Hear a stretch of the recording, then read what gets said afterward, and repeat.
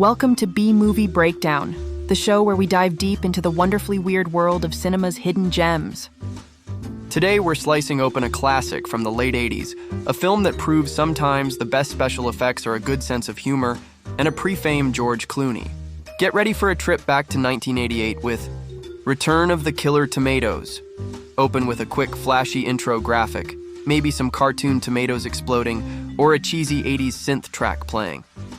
Narrator with an enthusiastic, slightly tongue-in-cheek tone. So you thought the Great Tomato War was over, huh? You thought those red, juicy menaces were banished forever? Well, think again. Return of the Killer Tomatoes picks up 25 years later, in a world where tomatoes are, understandably, completely outlawed. But evil, my friends, always finds a way, and this time it wears a lab coat and has a penchant for questionable musical choices.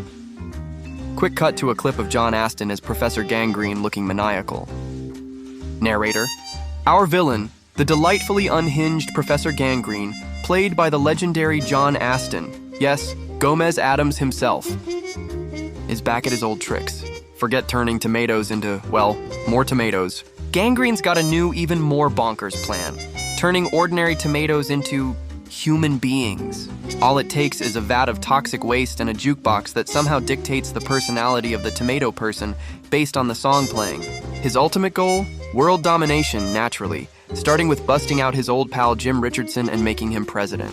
Because, you know, every mad scientist needs a political puppet. Show a quick montage, a bubbling vat, a close-up of a jukebox, maybe a comically evil-looking tomato. Narrator: but Gangrene's master plan hits a snag.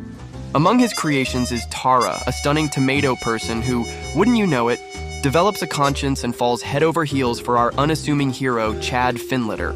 Chad, by the way, is a pizza delivery guy, because where else would a B-movie protagonist work? And who's Chad's best bud, his trusty sidekick in this ridiculous adventure? None other than a fresh-faced, surprisingly earnest Matt Stevens, played by a certain future Hollywood superstar. Mr. George Clooney. Show a split screen. One side with Karen Mistal as Tara looking bewildered but beautiful, the other with a young George Clooney looking, well, like George Clooney. Narrator: now, if you're expecting big-budget special effects and a serious horror plot, you're watching the wrong movie. Return of the Killer Tomatoes embraces its B-movie heritage with open arms and a wink to the camera. Directed by John DeBello, who also co-wrote the script, this film is pure, unadulterated comedy. It constantly breaks the fourth wall, pokes fun at its own low budget, and trades in the practical, squishy tomatoes of the first film for mostly human tomato people. The one animated tomato we